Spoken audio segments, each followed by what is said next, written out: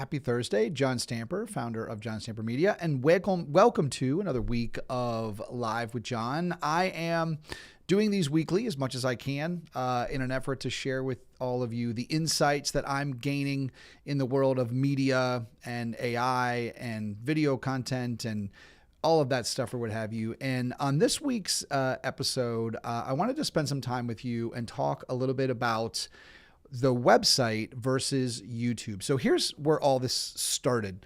I spend a lot of time on YouTube, whether it be learning or, working with my clients and all of that or what have you. And this past week, I've been spending a lot of time updating the YouTube channels for my clients. And I've known this in the back of my mind. I've kind of known that this shift has been changing.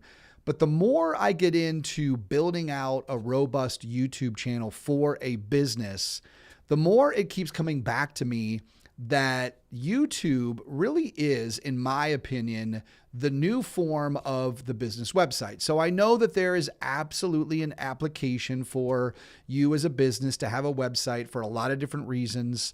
I just think that where there is a big missed opportunity for businesses is in utilizing YouTube as almost a secondary website or what I like to call your digital headquarters. And so here's kind of where I'm leaning with this. And I want to kind of get into a little bit about a lot of my thoughts on this. So I've shared with many of you before what I call the rule of 7-11-4. And I'm just going to go over it again for those that have not heard it. I'm a big advocate of it, and it's going to make sense here in regards to why I think it's important for businesses to look at their YouTube channel almost yes, you're going to have a website, but like literally looking at your YouTube channel as a means to the future. So the 7-11-4 rule came about from Google, and it came from the billions of searches that we have all done on Google and the science that Google found from all of that traffic of what turns a stranger into a customer, right? So put yourself at a time where you were interested in a company or you needed something and you would go on Google and you would do that search. In many cases, you were a stranger to that business. And so you type that in, you get all the blue links on there. Of course, based on what a company was doing with SEO, Google would put their name at the top. And so therefore there might've been some other companies that you could have used, but as we all know, that's the world that we lived in. And so through those billions of searches, Google was able to determine a lot in regards to those analytics of what turns strangers into customers. And what they discovered was that when a prospect or somebody looking up your business has the opportunity to consume your content for 7 hours, and you as a business have actually touched that customer in some form or fashion in 11 ways, whether it be like a social media post or an email or a blog or more social media or a podcast or whatever the case may be, and you saw that business in 4 different locations. So you saw them on YouTube, you saw them on LinkedIn, you saw them on Facebook, you saw them on Instagram. What Google determined in the digital space is it is through the 7-11-4 is what can turn strangers into customers. The second part of this science, which I think is pretty cool, was done by a gentleman by the name of Dr. Robert Dunbar, and his studies go back to determining how many people can we as individuals realistically have relationships with. And I think he tops the number out at like 150. And so like a lot of his science in regards to the amount of time that we need to spend with somebody in an effort to be able to build a good, solid relationship. As humans, there is science through Dr. Dunbar's work that proves out just how many people realistically we can all have relationships. Now, so if you look at both of those, Dr. Dunbar's study as well as Google, most of that is common sense. Like even if you remove the digital space and you think about what it was like for a business in the past, we'll go pre-internet, we'll even go pre-social media, and you think about what it took to feel comfortable to work with a business. You might have needed to see their billboard in town several different times. You might have needed to see them at maybe one of the community meetings that went on in your town. Maybe you heard 3 or 4 different referral notes from you or at like your families for the weekend or whatever the case may be. So This association, the seeing over and over and hearing over and over about a business builds this law of familiarity for all of us. And although it doesn't hit the 100% trust meter, it at least gets us in the ballpark. So fast forward to the world that we live in now, and we think about not only the internet, but social media and AI, which I'm going to get into a second.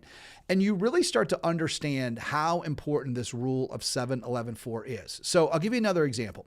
You are a business, you're at a trade show, and you have a prospective customer come up to your booth, and they have to get to a meeting or go to a lunch with a friend. So they come up to the booth like, you know what, I got 5 minutes.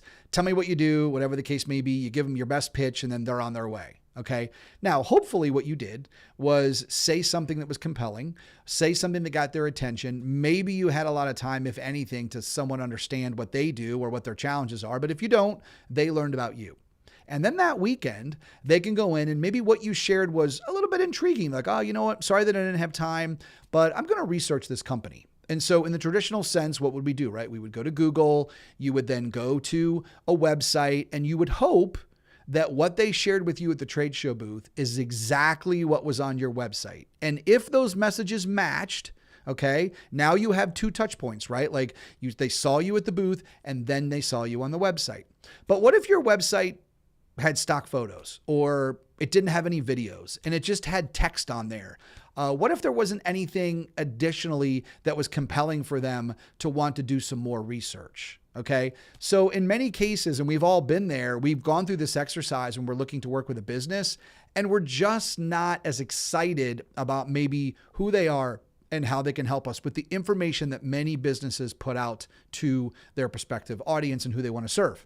Now, if we look at YouTube, right, as an example, you have the opportunity to be able to put hours and hours and hours of content about who you are, the people you serve, the unique things about your marketplace, podcast episodes, case studies about your business, and all of that. And so I'm going to get to the website versus YouTube in a second, but I just wanted to close the loop on the 7-11-4 rule, because this is the foundation of why I'm even talking about this. In other words, I can sit here and share with you, hey, I think it's a great idea that you build out your YouTube channel, and maybe our YouTube channels are the future websites for businesses. I believe that. But I realize we're still living in a world where there are a lot of websites out there. The other thing that I would challenge you before I go on to the next thing I want to share is in the next couple of days, with maybe some of the recent businesses that you've been looking into, go out there and look at their websites and do an honest assessment and say to yourself, if I never got a chance to meet this business in person, is there enough on here to compel me to want to move forward, right? By just the website alone, okay? Ask that question.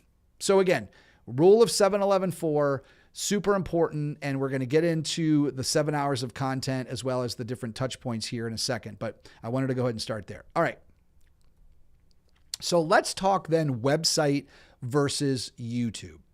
With the 7-11-4 rule being our foundation, like I just mentioned, what if you were able to, which you can, upload to your YouTube channel 7 hours of content about who you are as a business? And we're going to go back to that first example. You're at the trade show, prospective customer comes up, they ask you about your company, they got to run to lunch with a friend, they're a little bit compelled about what you do, you said something that got their attention, and then they go home that evening, and instead of looking at your website, they actually go to your YouTube channel. And on your YouTube channel is a host of videos, who you are, what to expect when they work with you, some case studies. Maybe you've done a couple of podcasts. I have a client of mine who's a dentist here in Louisville, Kentucky. And one of the things that we've been doing for him is he recorded videos on every single procedure that he does in his practice, except himself and his associate dentist, they presented the videos like they were talking to a 5th grader. So for those of us that have been in dentistry, we've all seen the world of the technical terms and, scaling and root planing and all of the scientific terms that a dental practice may use. But when it comes to the patient really understanding the work that needs to get done, we've all been there and know that those technical terms in a lot of industry can go over your prospective customer's head. So in his case, he actually recorded a video for every single procedure that they do, and that is on their YouTube channel. And so that's just one example. I mean, every business is different, but the first thing I would share with you is that Could you have the ability to put 7 hours of video up on your website? And the answer most of the time is no. Now, if you have a site on or like a page on your website where is just videos, and maybe of course you pull those links from your YouTube channel. But as you know, in a lot of websites, especially some of the leaner websites that businesses are using now, you don't have that much storage in order to be able to upload 7 hours of video content. And so in a lot of cases, you're going to have to go to YouTube anyways. So why wouldn't you look at YouTube as your digital headquarters to upload a lot of this content? Doesn't mean that people are going to go to your website, but YouTube and getting that done and getting that video uploaded is a great exercise anyways. Okay, so let's go back to the 7 hours and this prospect. So you have a couple of videos up there, and now this person has the opportunity to watch one video, and then they're intrigued because of the way that you designed your videos and how you actually organized them on your YouTube channels via playlists and all of that, which I will tell you, if you have not had a lot of time as a business to spend on YouTube and the ability that you have to customize it, as well as to define what each of the playlists are, there's really so many opportunities, and it's a really easy interface to use. Like I have seen, and I love it, a lot of businesses in the last couple of years focus a lot of their energy on their LinkedIn page, whether it be as a business or their LinkedIn profile page. And that's great. What I would say to you is that I believe that this is the next iteration. If you have locked down your LinkedIn page as a business because you've determined that that's a great place for you, obviously, to be able to attract business and share who you are and have people find you, kudos to you, right? YouTube is the next step. And so I would challenge you, for anybody that feels great about your LinkedIn page, look at your YouTube page, do an honest audit to see where you are. Now, you actually have gone to YouTube, you have the ability to put all these videos up there, and let's say that you have that done. Now this prospect can go in and, just like they're watching their favorite Netflix show, they can binge your YouTube channel. I've been there before. I'm telling you, there are people that I have followed, people that I respect, creators that I have learned from, and I have spent weekends and mornings and evenings actually on their YouTube channel watching a lot of their videos. And here's what happens. It goes back to the rule of 7-11-4. The more I watch them, the harder and harder it is for me to not know and understand who they really are. Now, is it possible that you go to someone's YouTube channel as a business and they have a lot of videos up there and you learn and you're intrigued and you want to work with them, but for whatever reason you meet them in person and it's not what you expected? Of course it is. But it's very difficult, I have found from my experience, that if a business takes the time to put up a minimum of 7 hours of video content about what they do, who they are, case studies, testimonials from customers, that you're not going to have a much better idea of who they are as a business and the people that work there than you would if you just went to their website, which again, I feel in a lot of cases, a website is a very one-dimensional way to look at, understand a business. And I do feel like it served a purpose in the past. I just feel like with more and more companies now out there, and with limited time that we all have, and just being bombarded by noise on a daily basis, if I'm going to learn about a business, call it like it is. Like, I would love for that business to have taken the time to record some videos and share who they are, what they do, and how they can help me. Okay. So that's the one part on the YouTube versus the website. The other piece of this that I want to get into that is the here and now. Every piece of content that we put up on YouTube is feeding the Gemini LLM. So as people in the future are continuing to use AI search, or they're going to Google, they're going to find the content in many cases that you put up on your YouTube channel. So if we've determined that a YouTube channel for a business is an asset, it's important to build trust, I would contest that if you have a well built out YouTube channel with content about your business and all of that, that when people watch that, or maybe if they learn about you and they have an appointment with you, let's say it's Friday, you talk to them and they have an appointment with you next Thursday, and you send them to your YouTube channel, you're proud of it, you feel good about the content up there, it's relevant, it's new, it's updated based on your services, and you're going to talk with them next Thursday, I would bet that if they actually take the time to watch that channel, by the time to come to sit down with you or one of your sales reps or somebody from the company, that the amount of time that it's going to take to actually, answer some questions for them, a lot of that is already handled. And so you're going to save time in that sales meeting or in that discussion or on that Zoom that you would have normally had to do had that been the first meeting that you had with that prospective client, right? So there's no question, the studies are out there. And I know for a lot of this, I'm sharing with all of you, this, YouTube, it was a great asset. Many of you are probably using it. I just think it's important to repeat it, because a lot of the businesses that I work with and follow and study in the industries that I'm in, I do go out there often. I do go look at their YouTube channels, and I do see a huge opportunity for companies to be able to build these out and, most importantly, use them as an asset for their business. All right, so let's get back to Gemini and AI search.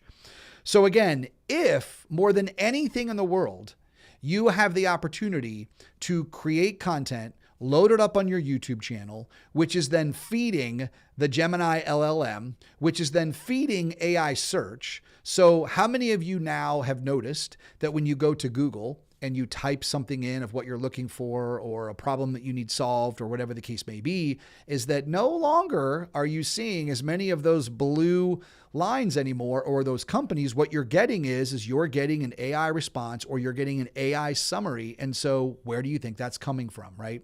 AI and Gemini in this case is having to go out into the internet world, pull that information and all of that. So if it's going to do it, why not get ahead of the game as a business? Why not leverage these tools and understand the game as it is and build this out? Not only is that YouTube channel going to help you, in my mind, build trust, speed up your meetings, have yourself a digital footprint up there, give your prospective audience and clients the opportunity to be able to learn about you so that you can, accelerate that trust, while at the same time, you're also building out the LLMs and you're helping encourage when it comes to AI search. I mean, ultimately, I'm sure many of you have been hearing this, is that very soon, if not really the world that we live in right now, it doesn't matter in many cases how good your product or service is, because what's going to happen is it's who's going to be visible. Like, how many times,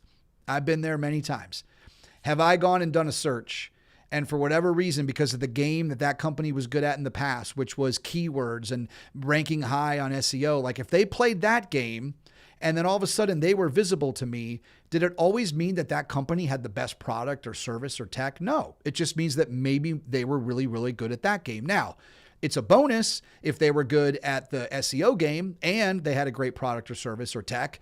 And then not only did I find them and they crushed that game, but then in the same token, like they had a great company who wanted to work with them. I mean, that's the ultimate. And that's all I'm suggesting here, right? Is if you have a product or service or technology that is helping those that you serve and you feel good about that, you've got customers that are happy, check that box. This is just the next game, right? This is where it's going. And so if you can leverage these tools in an effort to be visible in today's world, I think this is another great reason in an effort to be able to build out your YouTube channel. All right. So what are some things that you can do with this week? The very first thing I would suggest to you is take a little bit of time, go look at your YouTube channel, check it out, and just give yourself your own gut check. Just be honest with yourself. Like when you go there, look at it through the lens of one of your customers. If your customer landed on your YouTube page, are you proud of it? I mean, I can tell you that, again, some of the work that I was doing this week is because a lot of the clients that I work with, they've got updated things of their business. We have a lot of video assets. There were some additional videos that I wanted to have on their YouTube channels. And so that was just an exercise that I wanted to do in order to be able to continue to refresh their assets that are out there in the space, continue to fuel the LLMs so that when their customers or prospective customers are, using AI search or doing search to find them, I want them to be discovered. And the area of that I can help them with, obviously, is the content that we help them create and produce, getting that out there on social media, making sure that their YouTube channel is respectable. And so that would be the first thing I would suggest to you is go out and look at your YouTube channel and just give yourself the gut check. Like, do you love it? Do you feel good about it? It's no different than when you launch a website or you push a new update to your website over the years, right? How many of you have been in that situation where it's like, that your website is out to date, you spend some time on it, you add some new assets, you add some new products or services, and then you hit that button and it's refreshed and you just have this feeling like, okay, I feel great about where we are now. I like how we're being represented in the digital space. Now I can move on and I could go have these conversations and let the website do its work, right? That's all I'm suggesting here with YouTube is that I think go out there, look at your channel, and make sure that you feel good about it. Now, here's a couple of suggestions as well. So go out there and do the audit. That's number one. The second thing is when you go out there, one of the things that I love about YouTube are the playlist, right? We have the ability to go in and to create playlists on our YouTube channels that can organize different types of content. So here's a couple of ideas for you. You may not know this, but when someone is going through YouTube and they do not subscribe to your channel, the very first thing that you can put up on your channel is called a channel trailer. So this is a video that pops up that when someone goes to your YouTube and they're not a subscriber, it's the very first thing that they see. So now let's go back to the comparison of our website. In website world, we call this the hero part, right? The hero part of our website, where you land on a website and you hear people say that you better say what you do or you better connect with them in the first part of the fold or you're going to lose them. It's the same thing on YouTube, right? YouTube has given us this opportunity to be able to create this, channel trailer, which could be a 60-second, it could be a 2-minute video about who you are. You can add really good text in there about summarizing that video, putting information about your company, with your link and all of that in that trailer. The second thing that I would have you look at is what's called a spotlight video. So a spotlight video is what pops up when someone is subscribed to your channel. So I'll give you an example of one of the things I do with the clients that I work with. So every client that we work with, we create content for them. We want them to have an explainer video, which explains what they do. And then we want them to have a what to expect video, which is when someone works with them, like what can you expect? And I know that those sound like very simple things. And the assumption can be is that when we go to work with a business, we automatically know what they do, which we don't. We're lying to ourselves a lot of times, even in our own businesses. I've been there. I've muddied the waters. I've had to do a lot of work on this in an effort to make sure that what I'm offering is clear to those that I want to serve. But the other thing that I think we miss a lot of times is creating a video around what can a prospective customer expect when they work with you? Because let's call it like it is. Admittedly or not, we're living in a trust recession. There's more noise than ever. We've all been in business situations where we've been burned and things didn't work out intentionally or unintentionally. It is what it is. It's just the nature of business. And so therefore, if you can clearly communicate to those that you want to work with what they can expect when they start to work with you, that's a great video idea. And again, you could put that up as your spotlight so that somebody sees who you are before they subscribe, which is your channel trailer. And then they subscribe to your channel because they're like, oh, this is interesting. And then what they say is, okay, what can I expect when I work with you as a business? And those are the two things, all right? The other things that I would look at is I think this is a great opportunity if you have any customer testimonials to be able to build a playlist around your customers and any videos they've done for you. Again, let's go back to the first example I talked about where the prospective client sees you on a Friday and for whatever reason, you were compelling enough, they were bored, they had nothing to do on Saturday and Sunday, and they want to binge your YouTube channel, and you have one testimonial, but you're like, listen, we probably have 15, 20, or 30 of our customers that if we just ask them to create a very basic video and do it in a landscape, right? Or it's going to come up as a short. Not that you couldn't put it as a short on YouTube, but I think a lot of times it would have you, the landscape version is nice, just personal preference for these things, for the playlist. So, if you only have one customer testimonial up there, but you know that you could have 13, 14, 20, 25, like again, this goes back to your gut check audit of your YouTube channel. So I would highly, highly suggest that you have a playlist that talks about that. The other thing would be to have a playlist about your team. Do you have any videos of your team? So for example, if I'm going to start to work with you, and maybe I worked with somebody on your sales team and then you gave me a call or you sent me an email like, okay, John, now what we're going to do, now that you're a customer, we're going to turn you over to Janet, and Janet's going to help you. She's going to be your customer success lead, and she's going to work you through the process and get you all on board and all that stuff. Well, I don't know who Janet is. Now, I just have to trust you as a company that you're bringing me somebody that I'm going to be excited to work with, or I feel like I'm going to be able to have a good relationship with. But what happens if when I go to the YouTube, before I even buy your product or service, and I actually see a video of Janet or somebody from your customer success team, right? That's another example for the playlist. Another thing that I like to use is what I called feature insights, right? So this is a part of content that I work with my clients on, which is what I call brand DNA. And in a noisy world, in a world of AI, what we all want right now, I believe, when we go to work with companies, is we want to work with people that believe in what they believe in. Don't just tell me what everybody else is telling me. Tell me what you believe in. I may not go along with it. It may not be my cup of tea, and I still may decide not to work with you, but I respect you for your stance and what you believe in. And I feel like most people feel that way. I mean, we say it a lot. We don't always act on it when it comes to a business. We say that we want the businesses or the people that represent our companies to be able to like come out and just tell us who they are and how they feel and what they stand for.